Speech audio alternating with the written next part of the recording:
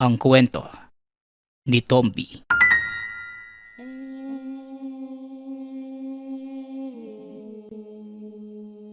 Ang kwentong ito ay hango sa totoong buhay. Mula ito sa isa nating tagapakinig. Karanasan ito ni Fernan. Walang eksaktong taon. Probinsya ng Negros. Nang mga panahong to, nasa 25 taong gulang pa lamang si Fernan. Naninirahan kasama ng mga magulang. Panganay sa dalawang magkapatid. Kaya ito na ang inasahan ng mga magulang na maging katuwang sa hanap buhay. Nakikisaka ang mga ito sa lupain ng isang mayamang negosyante. At dahil sa kahirapan ng buhay, hindi na nagawang makapagtapos ng pag-aaral ang binata. Ginugol nito ang panahon sa pagtulong sa mga magulang. Hanggang sa mamatay ang mga ito. Naiwan sila ng kapatid niyang babae na kalaunay nagkaroon ng sariling pamilya. Sumama ito sa asawa at nanirahan sa syudad. Mag-isang ipinagpatuloy ni Fernan ang pangangalaga sa lupaing sinasaka ng mga magulang. Hanggang sa tuluyan na itong ibinigay sa kanila ng may-ari. Bilang pasasalamat sa mahabang taong pangangalaga. Malawak ang lupain yon. Ngunit hindi alam ni Fernan kung saan kukuha ng pondo para sa pagtatanim. Hanggang sa naisipan niyang isang laang maliit na bahagi ng lupa. Ginamit ang pera bilang kapital sa pagpapalago ng taniman. Sinubok ng panahon si Fernan. Dinaanan ng maraming peste ang pananim. Ngunit hindi ito sumuko. Pinagtatawanan pa siya ng mga katabing taniman. Sinasabing nagsasayang lamang siya ng panahon. Dahil ilang anihan na ang dumaan na halos walang balik ang puhunan ni Fernan. Bakit hindi mo na lang aminin sa sarili mo na hindi para sa iyo yung pagtatanim ng saging? Hindi ka kagaya ng iyong ama, Fernan. Sinasayang mo lang ang panahon mo dito. Ang mabuti pa, ibenta mo na lang ang lupaing yan. Hindi. Binaghirapan ng mga magulang ko ang lupaing to. At hindi ko sasayangin yung kaing. Alam kong darating din ang araw na magtatagumpay ako. O sige, hihintayin namin yan, Fernan. At ipapangako ko sa'yo na kapag nabaon ka na sa utang, ako ang unang tatawa. Ito ang karaniwang eksena. Madalas pangungutya o hindi naman kaya mga pangahamak ang nadidinig ng binata. Ngunit hindi na lamang pinapansin ni Fernan ang mga pangahamak sa kanya. Sa halip, ginawa niya itong inspirasyon para umangat. Hanggang sa dumating ang panahong pinabura ng kapalaran ang binata. Naglalakad ito sa taniman. Papunta sa malaking puno ng saging para magpahinga. Mag-isa niyang tinatanggalan ng damo ang malawak na palayan. Walang sino man ang tumutulong sa kanya dahil wala naman itong kakayanang magbayad. Naupo ang binata.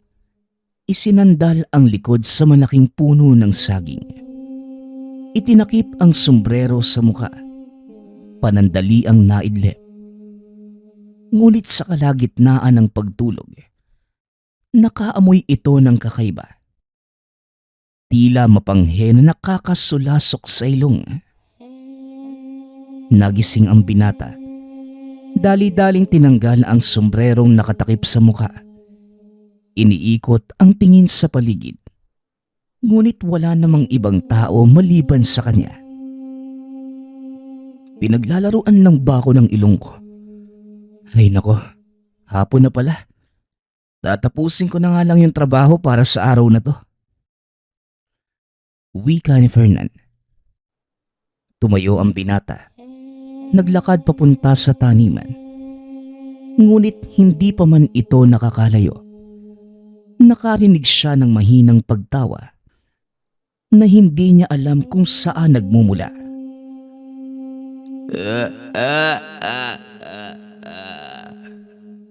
Maupo ka muna. Mahaba pa ang araw, kaibigan. Hindi naman tatakbo ang mga gawain. Wika ng tinig. Muling nilingon ni Fernan ang puno sa pagbabakasakaling makita ang taong nagsasalita. Ngunit nabigo ito dahil wala naman siyang nakita. Epekto na yata to ng pagpapalipas ko ng gutom. Ang mabuti pa, umuwi na lang ako at kumain. Wika ni Fernan. Magpapatuloy na sana sa paglalakad ng binata nang may naramdaman itong tumama sa likuran at nang lingunin, may isang pirasong saging sa lapag. Inakala ng binatang nahulog lamang ito, kaya naman nagpatuloy na sa paglalakad. Nang makalayo na ang binata, muli na namang may bumatos sa kanya at sa pagkakataong yun, sinundan ito ng malakas na pagtawa.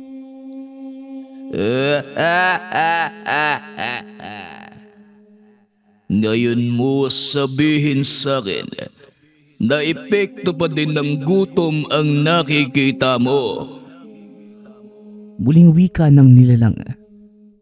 Nanlaki ang mga mata ni Fernan nang makita ang isang nilalang na nasa likod ng puno. Tao ang pangangatawan, ngunit sa kabayo ang pang-ibaba at itsura nito. Tikbalang! Tatakbo na sana si Fernan, ngunit hindi nito maigalaw ang mga paa sa sobrang takot. Nanginginig ang katawan at halos hindi makapagsalita. Huwag kang matakot.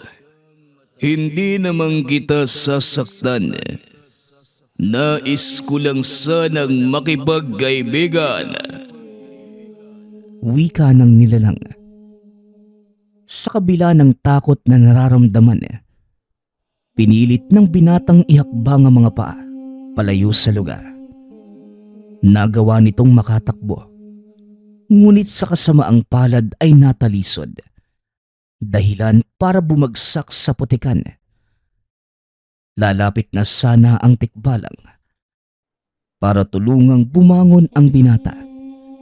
Ngunit nagsisigaw si Fernan, kaya hinayaan na lamang ito ng elemento. Lumayo ka sa akin! Halimaw! Huwag mo akong hawakan! Ay naku, sinabi nang hindi kita sasaktan. Huminahon ka at huwag masyadong magkikilos dahil paniguradong nabalian ka. Saka pa lamang naramdaman ng binata ang pananakit ng binte. Natalisod ito sa ugat ng makapal na puno kaya naman nabali ang buto. Namimilipit sa sakit si Fernan. Tuluyang lumapit ang tikbalang sa kanya. Itinaas ang pantalon ng binata. Kumuha ito ng ilang piraso ng buhok. Ipinangtapal sa sugat. Binasa niya din ito ng laway para dumikit. Sandali lang. Huwag ka munang gumalaw. Maya-maya ay gagaling na yang bali mo sa paa. Wika ng tikbalang. Nanatili sa kinauupuan si Fernan. Unti-unti nitong naramdamang nawawala ang pananakit ng binte. Sinubukang igalaw ng binata ang paa. Nagulat ito dahil parang walang nangyari. Ano bang kailangan mo sa akin? Bakit mo ako tinulungan?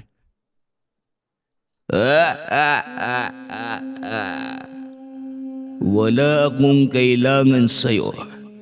Nais ko lamang makipagkaibigan. Ang pangalan ko ay Sentor.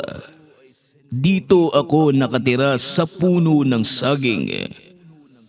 Ang totoo, matagal na kitang pinagmamasdan. Nakikita ko ang iyong pagsusumikap na mapalago ang lupang minana sa mga magulang mo. Gusto kong palaguin yung kabuhayang iniwan nila tatay at nanay. At kahit anong mangyari, hindi ko iiwan ang lugar na to. At yan ang dahilan kung bakit ako nagpasya na magpakita sa iyo. Nararamdaman ko ang kabutihan ng iyong kalooban. Walang bahid ng inggit sa iba.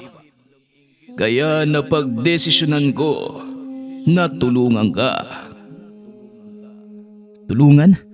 Anong klaseng tulong naman ang may bibigay mo sa akin? Ano ba ang nais mong mangyari sa lupaing ito? Gusto ko lang naman yumabong yung mga pananim at gumanda yung ani. Kung ganun, tanggapin mo itong bato. At lahat ng pangarap mo ay matutupad. Wika ng tikbalang. Nagdadalawang isip pa ng una ang binata. Ngunit ilang saglit pa. Kinuha naman niya ito. Matapos ang tagpong yun, naglaho ang tikbalang. Itinago nito ang batong nakuha sa nilalang. Ng mga sumunod na araw, kapansin-pansin ang malaking pagbabago sa sagingan. Naging mas luntian ang mga dahon ng mga saging at dumarami ang bunga. Napansin ni Kaing ang biglaang pagganda ng kalidad ng saging sa taniman ni Fernan. Kaya naman hindi nito napigilan ang sariling magtanong sa binata. Teka, anong salamangka ang ginawa mo? Bakit parang tumaba yata ang mga saging mo? Pagsisikap lang, Kaing, at tamang pag-aalaga. Sige na, maiwan na muna kita. Pupunta lang ako sa bandang gitna. Mukhang nakachamba ka ngayong taon ah. Pero tignan natin kung hanggang saan ang swerte mo. Lingid sa kaalaman ni Fernan na si Kaing ang may pakana ng pagkasira ng mga pananim sa paligid. Isang mangkukulam ang binabayaran nito ng malaking halaga para magpakawala ng mapaminsalang mga insekto sa ibang taniman. Aling Rosario, gusto kong sirain mo ang sagingan ng binatang si Fernan. Banta siya para sa akin. Hindi natin masosolo ang bentahan ng saging kung gaganda ang ani niya ngayong taon. Huwag ka nang maghimutok dyan.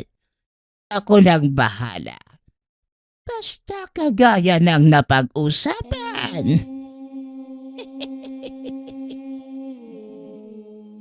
Oo naman, Manang. Gagawin ko pang doble kapag nagawa mong sirain ang buong taniman ni Fernan. Pangako yan, Kaing. At sa oras na hindi ka tumupad, buhay mo ang sisirain ko. Matapos makipag-usap, sinimulan na ng matanda ang pagpapakawala ng mapaminsalang balang sa taniman ni Fernan. Masaya namang umalis si Kaing sa tahanan nito. Sa pag-asang bukas, makikita niyang inuubos na mga balang ang sagingan ng binata.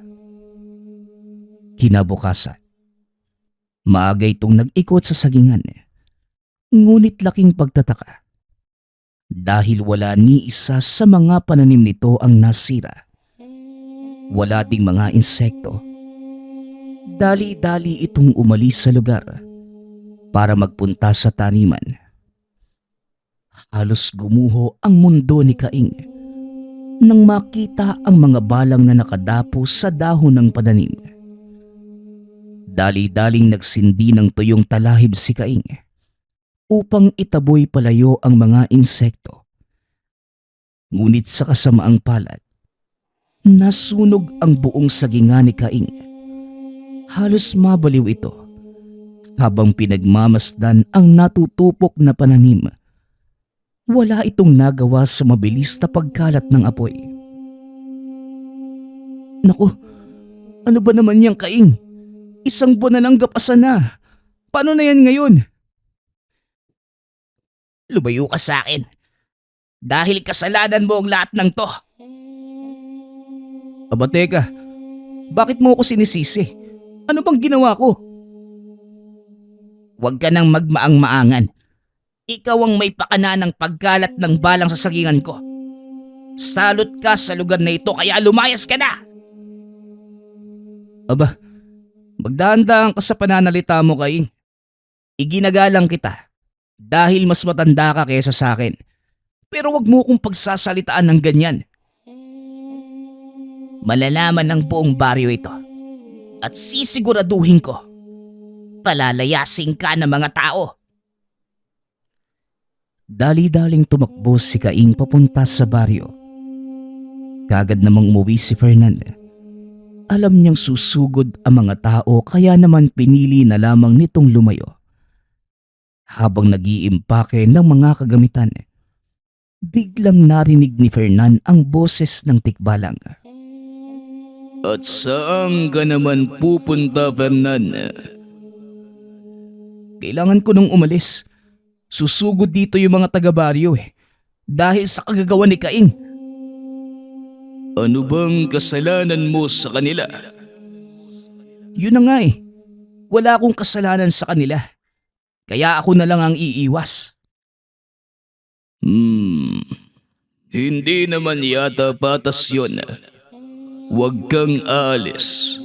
Ako na ang bahala. Teka, anong gagawin mo sa kanila? Wala. Basta't magtiwala ka lang. Pag-uusap ng dalawa. Ilang minuto ang nakalipas. Nagdatingan ang mga tao sa pangunguna ni Kaing. Dire-diretso ang mga ito sa bakuran ng binata. Ayan. Yan si Fernan. Siya ang dahilan ng pamimeste ng balang sa taniman ko. Sandali lang mga kasama. Wala akong kinalaman sa sinasabi ni Kaing. Hindi ko nga alam kung ano yung nangyayari. Sa isipin nyo, saan naman ako kukuha ng ganong karaming balang? May sedimonyo ka kasi. Tignan mo. Paanong naging ganito kaganda ang saging ng mga tanim mo? Nung nakaraang araw lang, nakikita naming lahat na naghihingalo na tong taniman mo. Yan lang ba yung basihan mo, Kaing? O naiinggit ka lang? Inggit? Bakit naman ako maiinggit sa'yo? Ako ang may pinakamalaking taniman ng saging sa lugar natin. Huwag mong ibaling sa akin ang ginawa mong kademonyohan. Wala akong ginagawang masama, Kaing. Kaya magdahan-dahan ka sa pananalita mo. Totoo ang lahat ng sinasabi ko, mga kasama. Tignan niyo ang paligid. Halos magkatabi lang ang taniman namin. Pero wala ni isang balang ang dumapo sa dahon ng saging niya. Nagbulungan ang mga tao habang pinagmamasdan ang taniman ni Fernan. Tila nakumbinse ang mga ito na nagsasabi ng totoo si Kaing. Hanggang sa napagpasyahan ng mga itong sugurin ang binata. Nagsipagpasukan sa bakuran ni Fernan ang mga kababaryo. Laking gulat na mga ito dahil biglang nabalot ng makapal na hamog ang paligid. Nagkagulo ang mga ito dahil wala silang makita. Ilang minuto pang nakalipas, nawala ang hamog at nagtataka ang mga ito kung ano ang ginagawa nila sa harapan ng bahay ni Fernan. Mga kasama, anong nangyayari? Bakit hindi pa natin sugurin si Fernan? Palayasin natin siya sa baryong ito. Huh? Ano ba sinasabi mo, Kaing? Bakit natin palalayasin si Fernan? Saka anong ginagawa namin dito? Hindi naman makapaniwala si Kaing sa mga nangyari. Biglang nawala ang alaala ng mga taga-baryo. Isa-isang nag-alisan ang mga ito. At ang tanging naiwan na lamang ay si Fernan at Kaing. Wala akong ginagawang masama, Kaing. Kaya wag mo kong sisiraan sa mga taga-baryo. Tahimik akong namumuhay rito. Pweh, una pa lang, hindi ka na dapat nandito. Alam mo ba kung wala kayo ng pamilya mo? Sa akin mapupunta ang lupaing to. Kaso masyadong sip-sip yung tatay mo eh. Kaya nauto nyo si Doña Soledad. Tandaan mo, Fernan, hahanap at hahanap ako ng paraan para mapaalis ka sa bayang to. Napailing na lamang si Fernan sa ugaling ipinakita ni Kaing. Ngunit sa kabila ng lahat, hindi pa rin niya ito pinatulan. Ilang beses din itong tinangkang sunugin ang taniman ng binata. Ngunit sa hindi malamang dahilan, lahat ng ginagawa ni Kaing bumabalik lamang sa kanya. Teka, Sentor, ano bang ginawa mo kay Kaing? Bakit parang lahat ng kamalasan nasalo ng taong yun? Bagay lang sa kanya ang mga nangyayari. Ang mga balang na sumalakay ay siya din ang may gawa nun. Nakipagkasundo siya sa isang manggugulam upang sirain ang iyong taniman. Kaya gumagawa lang ako ng paraan. Mangkukulam? Bakit naman niya gagawin yun? Hindi ba siyang may pinakamalaking taniman dito sa bayan? Dahil sa inggit, Fernan, nakita niya ang biglaang pagbabago sa iyong mga pananim.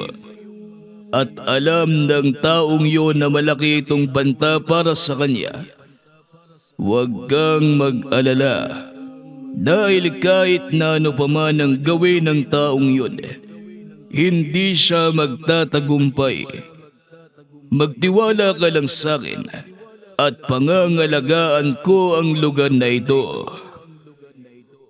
Pero, sandali nga lang. Ano naman ang kapalit?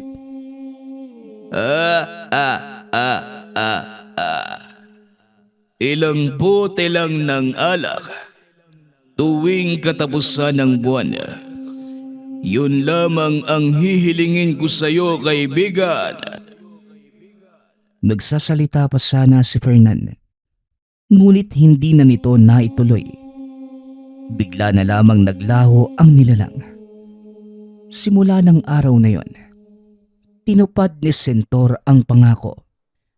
Pinangalagaan ito ang sagingan ni Fernan. Ngunit sadyang matindi ang inggit ni Kaing. Muli itong gumawa ng paraan. At sa pagkakataong yon, si Fernan na mismo ang naapektuhan. Isang umaga, nagising ang binatang inaapoy ng lagnat. Dahil mag-isa sa tahanan, wala itong mahinga ng tulong. Tinawag ni Fernan si Sentor at sinabi nito ang dahilan. Talagang hindi ka titigilan ng Kaing na yan. Naghahanap talaga siya ng sakit ng katawan. Pwes, ibibigay ko yun sa kanya. Sandali lang. Anong gagawin mo sa kanya? Tuturuan ko siyang manahimik at makontento sa buhay. Hindi na nagawang pigilan ni Fernan ang kaibigan. Bigla itong nawala. Ngunit kasabay ng paglaho ni Sentor, bumuti ang pakiramdam ng binata. Kinabukasan, araw ng kapasan, Maraming tao ang dumating para makigapas ng saging. Napadaan si Fernan sa taniman ni Caing. Napansing walang katao-tao. Halos magkasabay lamang silang nagpapagapas. Ngunit sa pagkakataong yun, nahuli ito. Tinanong ng binata ang isa sa mga tao roon at ayon dito, ipinagpapaliban ang paggapas ng taniman ni Caing dahil kakaiba ang kinikilos nito. Sentor, anong ginawa mo kay Caing? Bakit ang sabi ng mga magsasaka, kakaiba daw yung kinikilos niya? Wala akong ginagawa sa taong yun. Pero ang mangkukulam na binayaran niya, yun ang tinuruan ko ng leksyon. Ngayon, lahat ng ginawa niya sa'yo, si Caing ang nakakaranas. Nagpasya ang binatang dalawin ito sa tahanan. Nakitang nakatulala lamang sa sulok si Caing habang nakangiti. Simula nung nakaraang araw, ganyan na siya. Hindi makausap ng matino. Hindi rin umaalis dyan sa sulok. Ewan ko ba kung anong nangyayari dyan sa taong yan? Ganun ba, Melba? Napatignan niyo na ba sa doktor? Hindi pa eh. Ngayon pa lang. Pero hinihintay pa namin yung albularyo. Ang sabi ng tiyuhi namin, ipatingin daw muna siya sa manggagamot at tignan kung anong magiging resulta. Pag-uusap nila ng asawa ni Caing. Kagad namang nagpaalam si Fernan. Napagtanto nitong totoo ang sinasabi ni Sentor. Sentor, baka pwede mo nang alisin yung ginawa mo. Kawawa naman yung tao eh. Hindi nga ako ang may gawa noon, Fernan, kundi ang mangkukulam. At kagaya ng sinabi ko sa iyo, si Caing ang sumasalo ng lahat ng parusang ibinigay ng mangkukulam. Nang sumunod na araw, napag-alaman na lamang ng binatang nagpakamatay na ito. Laking gulat ni Fernan dahil hindi niya inaasahang aabot sa ganon ang pangyayari. Hindi ko ginustong magkaganon si Caing. Nakakalungkot lang na dahil sa inggit, kaya niyang manakit ng kapwa niya. Siya ang may kagagawan nun. Kaya wag mong sisihin ang iyong sarili sa nangyari. Dapat pa nga matuwa ka dahil wala ng taong magtatangka sa buhay mo. Ito na ang simula ng tagumpay mo, Fernanda.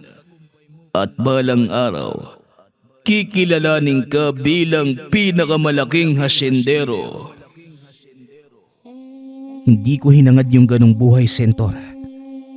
Pero kung yun ang magiging kapalaran ko, wala akong magagawa. Siguro ang pinakapanata ko na lang. Kung sakali man mangyari man yun, tutulong ako sa kapwa. Pag-uusap ng dalawa. Ilang taon pa ang lumipas. Nagkatotoo ang lahat ng sinabi ni Sentor.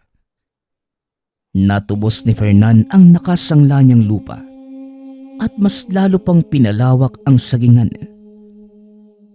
Sa pagdaan pa ng mga taon, unti-unti ding nabili ng binata ang mga karatig na sagingan hanggang sa nasakop nito ang kalupaan ng kanilang baryo.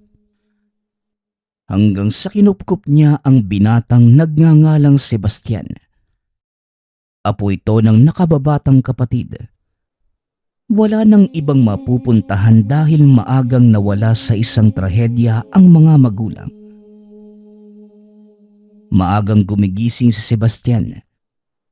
Nagpupunta ito ng sentral para kubrahin ang pinagbentahan ng saging ni Lolo Fernan. Pagkababa ng binata sa tahanan, napansin ito ang napakadaming taong nakapila. Hindi tumuloy si Sebastian. Sa halip ay bumalik ito sa loob ng tahanan upang sabihan ang matanda. Lo, ang daming tao sa baba.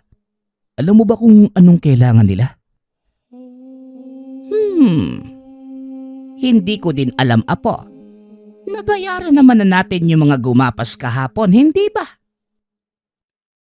Opo, lahat po sila lolo. Nandito pa nga sa akin yung listahan ng pangalan nila eh. Kung ganon, ano ang kailangan ng mga taong yon?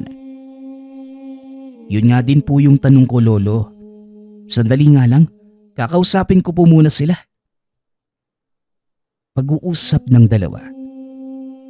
Muling bumaba si Sebastian. Kinausap ang mga tao. Napag-alaman itong pinaalis sila sa pinagtatrabahuhang hasyenda.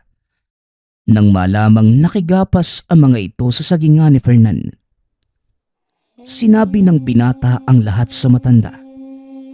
Naawa ito. Alam niyang walang ibang pagkakakitaan ang mga tao sa lugar na yon, kundi ang pagtatrabaho sa bukid at paggapas ng saging. Sebastian, apo, kung ikaw ang tatanungin ko, ano ang gagawin mo sa kanila? Teka, bakit po ako lolo? Sino pa bang tatanungin ko dito? Tayo lang naman ang magkausap, hindi ba? Hindi po yun. Bakit ako yung pinagpapasya nyo?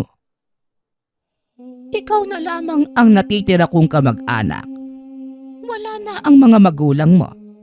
Kaya ikaw ang sasalo ng lupain to at mapupunta sa iyong mga kamay ang pamamahala. Kaya kita tinatanong. Kung ako po yung tatanungin mo, siguro kukunin ko na lang sila bilang mga tauhan dito sa taniman. Pero inaalala ko din po yung sinabi mo sa akin na kung magiging regular na trabahador sila, hindi na tayo makakatulong sa iba. Ang sinabi mo, iho. Pero alam kong may paraan ka para sa problemang yan. Kaya pag-isipan mong mabuti ang gagawin. Simula sa araw na ito, ikaw na ang itinatalaga kong mamamahala sa sagingan. Nanlaki ang mga mata ni Sebastian sa sinabi ng matanda. Lalo pa nang makita nito ang papeles na nagsasaad ng paglilipat ng titulo sa pangalan. Teka naman lolo, ang bilis naman ng pangyayari. Bakit biglaan naman? Hindi yan biglaan, iho. Matagal ko nang pinag-iisipan ang ganitong desisyon. Inoobserbahan ko lang din ang mga kilos mo. Kung paano kang makisalamuha sa mga tao. At nakikita kong nagustuhan nila ang pamamaraan mo. Kaya heto, tanggapin mo. Iniabot ni Mang Fernan ang papeles kay Sebastian. Hindi pa din makapaniwala ang binatang ipinagkakatiwala sa kanya ng matanda ang napakalawak nitong lupain. Naglakad pababa ng bahay si Sebastian. Hinarap ang mga tao at nagsalita. Mga kasama, ang nilalaman ng papeles na ito, titulo ng lupa. Kalakip ang kasulatang nagsasaad ng formal na paglilipat ng titulo sa aking pangalan. Sa makatuwid, epektibo ora mismo, ako na ang nagmamay-ari ng buong taniman. At ang unang panukala ko, bigyan ito ng mga kamay na magpapalago at mag-aalaga. Tinatanggap namin kayo bilang mga tauhan. Pero pagpasensyahan nyo na ha. Dahil wala pa kami mga kwartel na maaaring pagtirahan ninyo. Pero malaya kayong gamitin ang anumang nariyan sa paligid para gumawa ng pansamantalang tahanan. Tuwang-tuwa ang mga tao sa naging pasya ni Sebastian. Maging si Mang Fernan. Nakikita ang hinaharap ng lupain sa kamay ni Sebastian. Kinagabihan. Abang nagkakasiyahan, nakipag-usap ang maglolo kay Sentor. Sentor, alam kong tahanan mo ang lugar na to. Pasensya ka na kung nagpatuloy kami rito ng napakadaming tao. Naawa lang talaga ako sa kanila eh. Wala na silang matatakbuhan. Hindi kaya ng konsensya ko yung makakita ng taong nagugutom. Huwag kang mag-alala, Sebastian. Nauunawaan ko ang iyong pasya. Sa katunayan, natutuwa ako dahil kabutihan ng nakararami ang iniisip mo. Ipinapangako kong patuloy ko pa ding pangangalagaan ng lupaing ito. Pasensya ka na kaibigan. Maaaring magambala ang tulog mo paminsan-minsan. Walang anuman. Nauunawaan ko ang ugali ng mga tao. Kaya wala kang dapat alalahanin, Fernan. Naging matiwasay ang buhay ng mga tao sa pangangalaga ni Sebastian.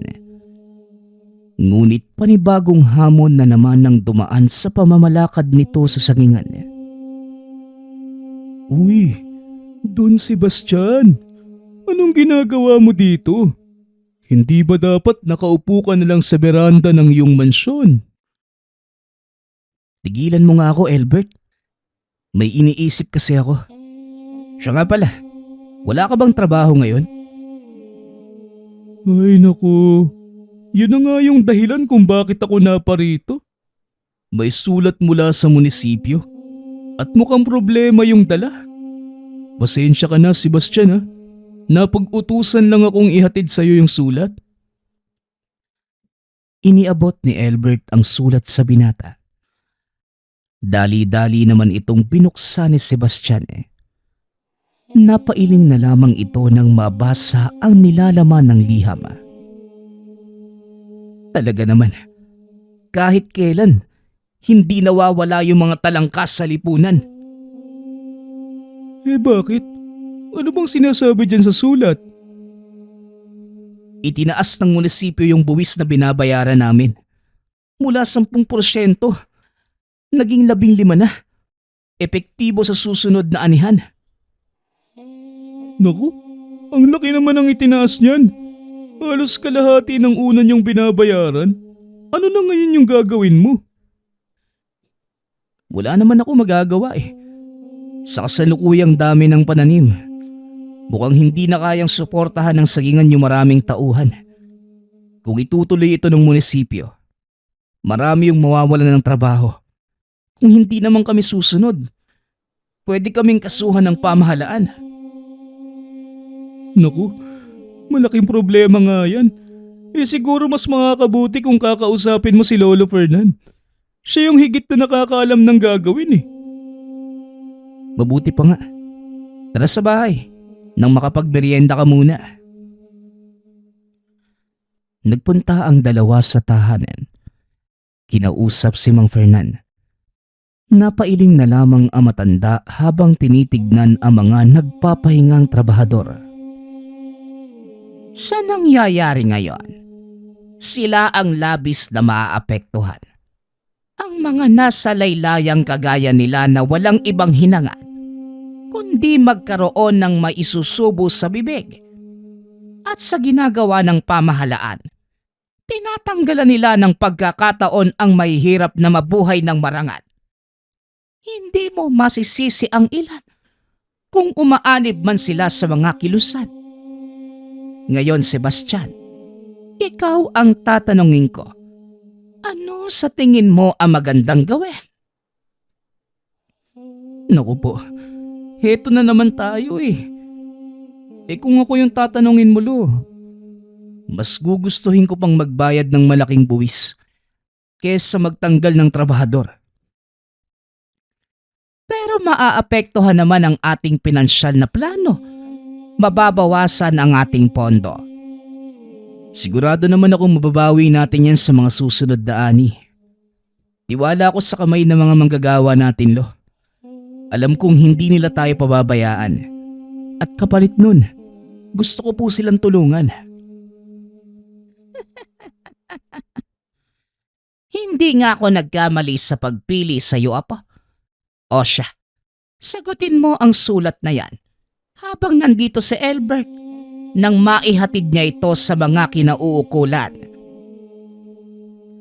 Matapos ang pag-uusap, nagpaalam na si Albert. Kinausap naman ni Sebastian ang mga tauhan. Sinabi nito ang nangyari at nagulat ang binata sa naging tugon ng mga tao. Bilang kinatawa ng mga trabahador, hinihiling ko na hayaan nyo kaming mag-usap-usap tungkol sa suliraning ito. Walang problema, Mang Carlo. Babalikan ko po kayo bukas. Iniwan ng binata ang mga trabahador. Nag-usap-usap ang mga ito. Kinahapunan, bumalik si Albert dala ang balita mula sa munisipyo. Ay nako, Sebastian! Hindi ko na alam kung saan lulugar sa mga amo ko. Minasama nila yung pagpayag mo na bayaran yung 15% buwis. Napakayabang mo na raw. At kung ano-ano pa yung sinabi ni Mayor. Baka bukas, pumunta yung buhayang yun dito. Kung ganon, hayaan mo siyang pumunta, Sebastian. Tatanggapin natin siya sa bakuran ko. Bilang tao, wag lang siyang gagawa ng hindi maganda. Yan pa nga yung inaalala ko, Lolo eh. Alam mo namang hindi manonood sa sulok yung kaibigan mo. Teka, sinong kaibigan? Ay, wag ka nang magtanong, Albert. Sige na, sabihin mo sa alkalde. Naaantayin ko siya dito bukas ng umaga. Dali-daling umalis si Albert. Halos kasabay nito ay umakyat sa tahanan si Mang Carlo. Magandang gabi po, Manong Fernan. Sebastian, napag-usapan na namin na mga kasama ko ang inyong sinabi. Napagpasyahan namin na pabawasan sa inyo ng 15% ang aming mga sahod. Alam naming nagdadaan kayo sa matinding pagsubok at nauunawaan namin yon. Bilang pagtanaw na din ng utang na loob, hayaan po sana ninyo kaming makatulong. Ano? Bakit nyo naman po gagawin yun? Paano kayo makakakain ng maayos niyan? Nakakakain naman kami ng maayos sa kakarampot naming kinikita bilang manggagapas. At isa pa, may tinitirhan kaming tahanan. Kaya ano pa bang aalalahanin namin? Pasensya na. Alam kong tututol kayo sa pasya namin. Pero buo na po ang aming desisyon. Hindi ba mga kasama? Biglang nagsigawan ang mga tao sa baba ng bahay. Natuwa si Sebastian sa ipinapakita ng mga ito. Hindi inaasahan ng binata na aanihin niya ang kabutihang itinanim ni Mang Fernan. Nakita mo na ang ibig kong sabihin, Sebastian. Ang kabutihang itinanim mo sa kapwa ay aanihin mo din pagdating ng panahon. Ngayon, isa na lamang ang problema natin. Ang mayor. Pero bago matapos ang gabing to, nais kong bigyan ng maliit na kasiyahan ang mga tao. Sebastian, magpabili ka sa bayan ng mga inumin. Nagsaya ang mga tao buong gabi dahil wala namang trabaho kinabukasan. Aba, mukhang nagkakasiyahan ang mga tao. Anong meron, Fernan? Pagpapasalamat lang sa kanilang kabutihan, Sentor. Pasensya ka na kung maingay. Walang kaso, kaibigan. Pero maiba ko. Mag-iingat ka sa panauhin mo bukas. Dahil kasama niya ang matagal mo ng kaaway. Sino bang tinutukoy mo, Sentor? Ang mangkukulam na kasabwat ni Kaing. Matagal na panahon na ang nakalipas. Hindi pa din ba nila nakakalimutan ng mga nangyari? Ang mga mangkukulam na kagaya ni Rosario, hindi basta-bastang namamatay. Sa katunayan, patuloy itong nabubuhay para sa pagkakataong ito. Kung ganon, ano ang maaari nating gawin, Sentor? Harapin sila at wakasan ang mahabang panahong puot na nararamdaman. Wala naman akong ginagawa sa kanila.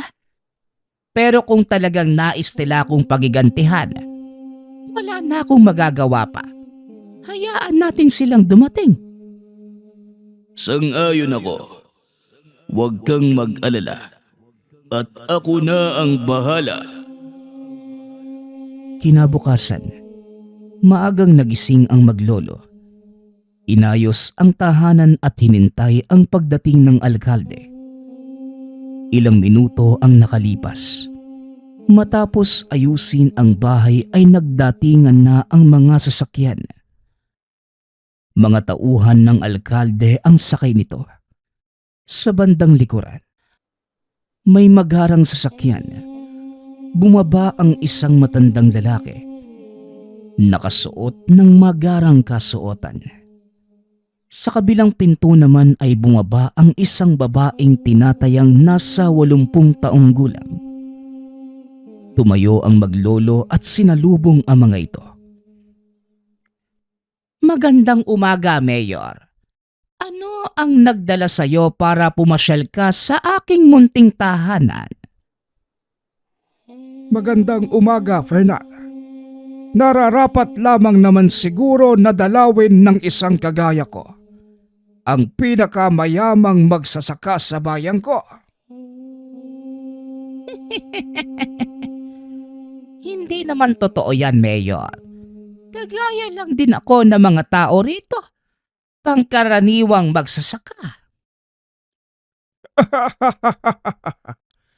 Huwag ka nang magpakumbaba, Fernan.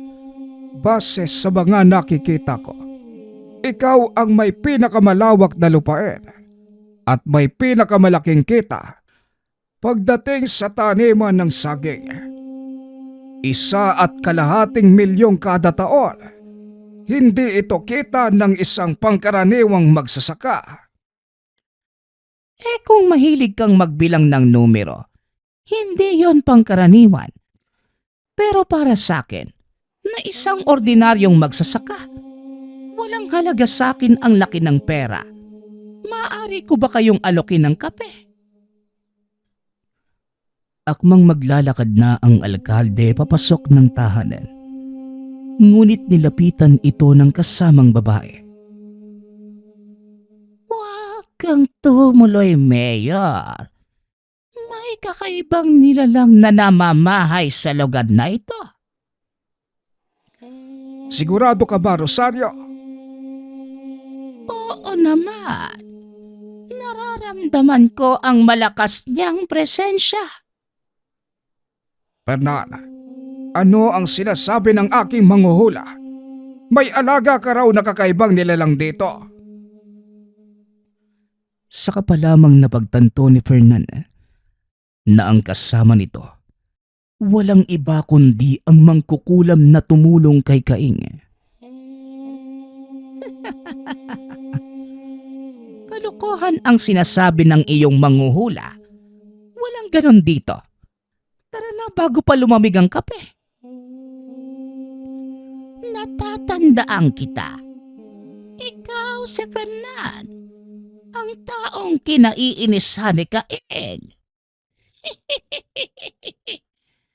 Sa wakas, nagkita din tayo ng personal. Alam mo kung gaano kalaking pinsala ang dinulot mo sa akin. Kayo ang may gawa nun sa inyong sarili. Kaya huwag mo kong sisihin sa mga nangyari sa inyo.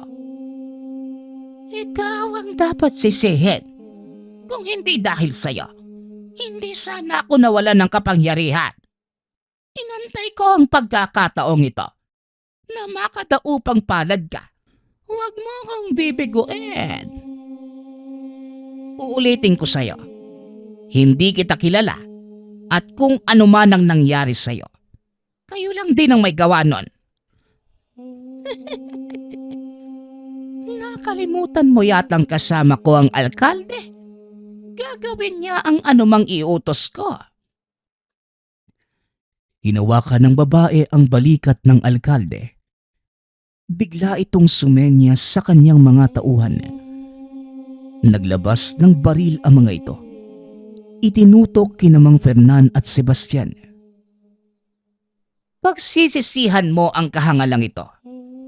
Nagkamali ka ng lugar na papasukin. At taong kakalabanin mangkukulam.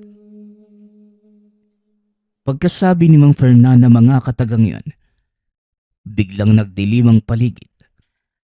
Nabalot ito ng makapal na hamog. Tila huminto ang oras para sa mga naroon. Anong kademonyo nito?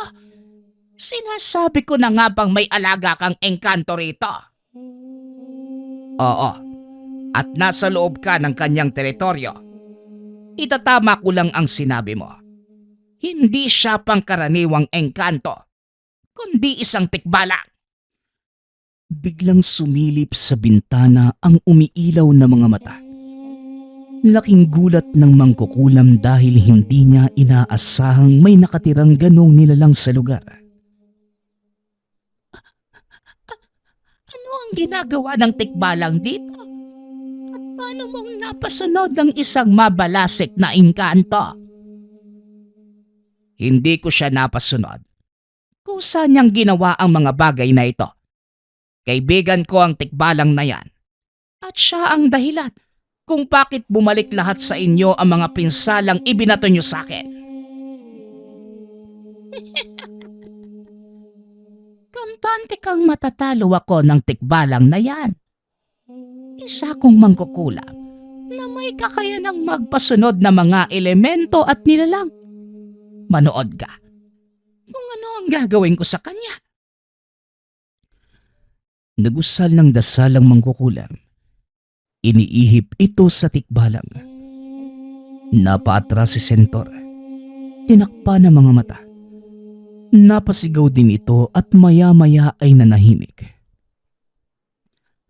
Sentor, anong nangyari sa'yo? Anong ginawa mo sa kanya, mangkukulam? Sa ilalim na siya ng aking kapangyarihan. At gagawin niya anuman ang sabihin ko.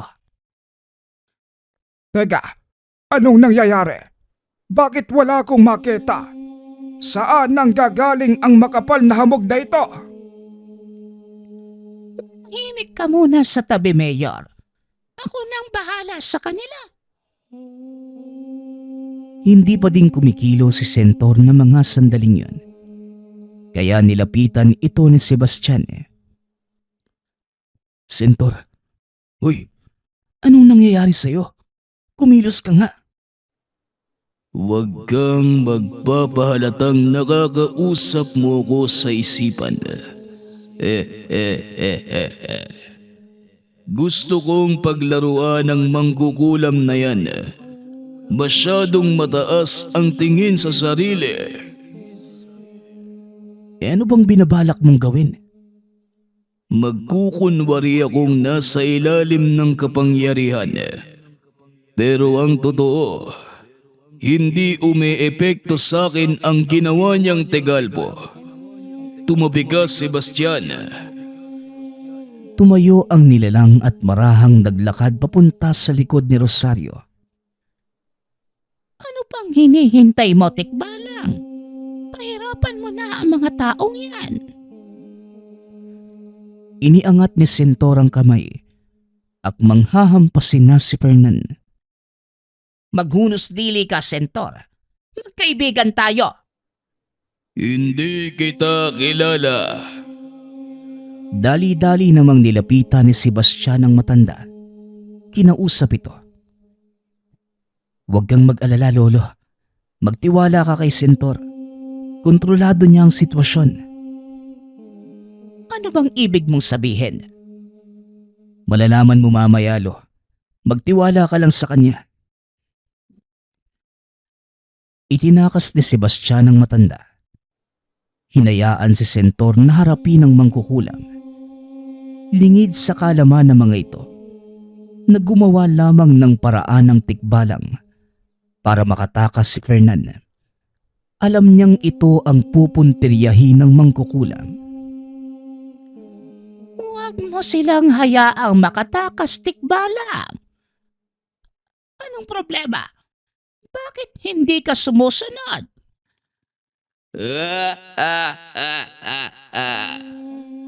Walang sino man ang maaaring makapag-utos sa akin. Hindi ikaw, hindi sino man. Laking gulat ng mangkukulam nang bigla siyang hambalusin ng nilalang. Tumalsik ito sa malayo. Tumama ang ulo sa bato dahilan para mawalan ito ng malay.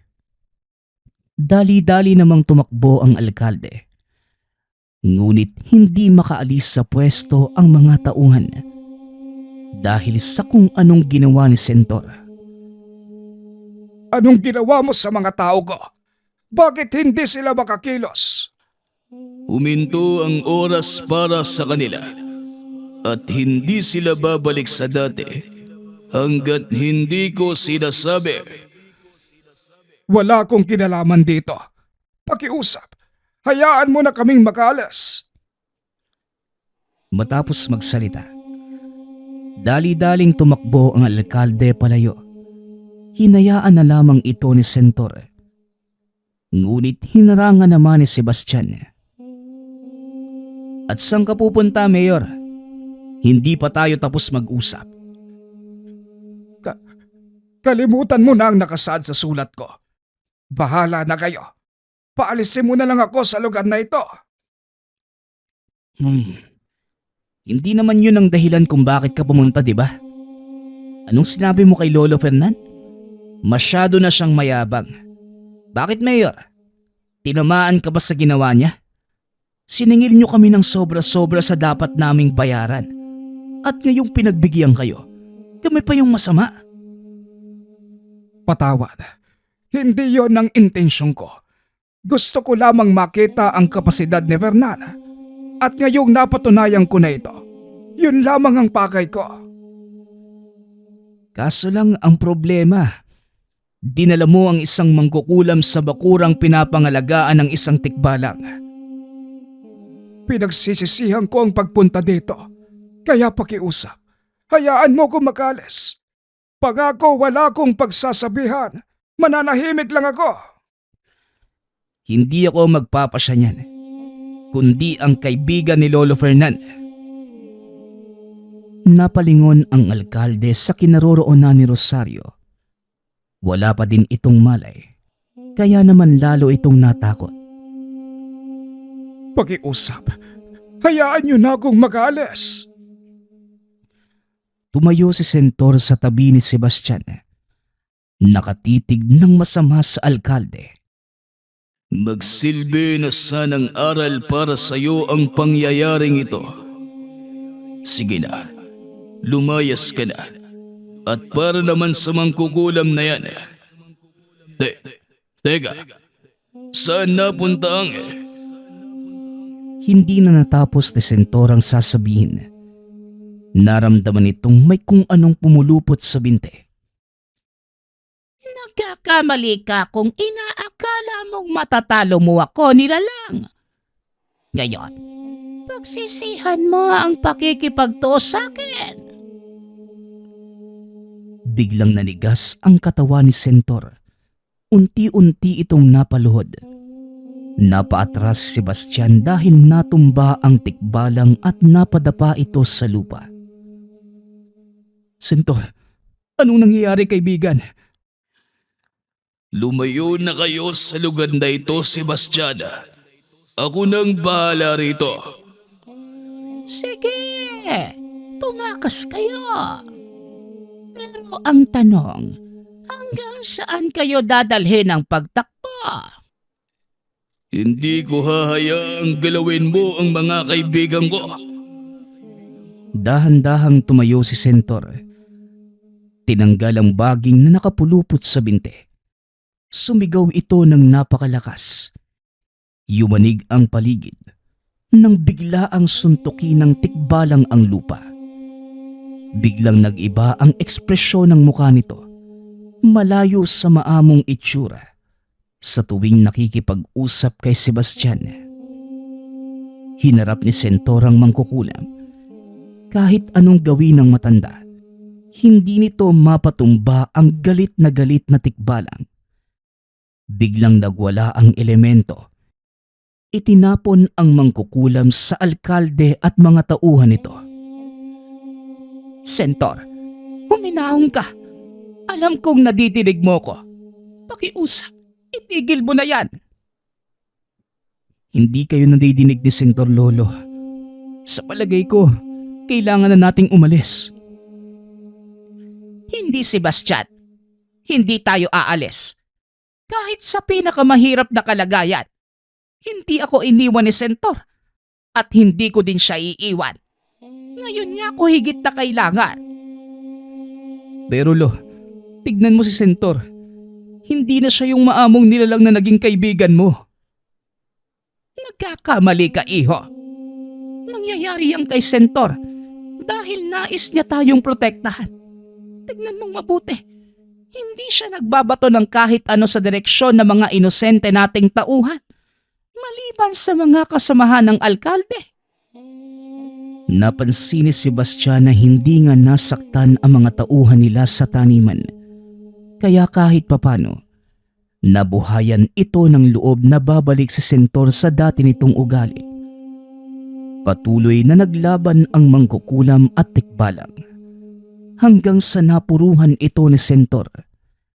Dali-daling nilapitan ng tikbalang ang mangkukulam at sinakal.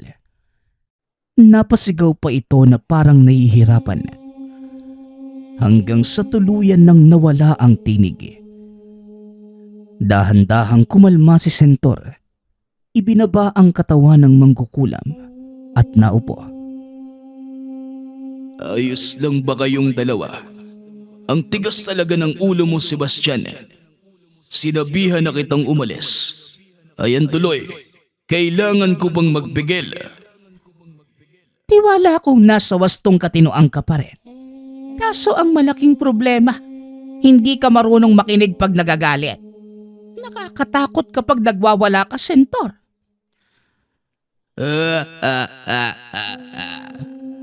Paubanin, kailangan kong gawin yun para matalo ang mangkukulam. Pasensya na kayo kung marami ang nasira. Aayusin ko na lang ang mga yan. Matapos ang pag-uusap, nagpaalam si Sentor na aalis. Muli namang bumalik sa dati ang lahat. Nagtataka ang mga tao kung bakit parang dinaanan ng bagyo ang paligid. Dinahilan na lamang ni Sebastian na isang buhawi ang biglaang dumaan nang hindi nila namamalayan. Naku, hindi ko alam na natangay si Mayor ng buhawi. Teka, ano naman yung nangyari kay Aling Rosario? Wala. Nakatakas yung babaeng yun. Bago pa matangay ng buhawi. Hindi ko alam kung saan napadpad eh. Pag-uusap ng magkaibigan. Matapos ang tagbong yun, marami pang swerte ang dumapo kay Sebastian. Kinilala ito bilang isa sa pinakamatalinong magsasaka.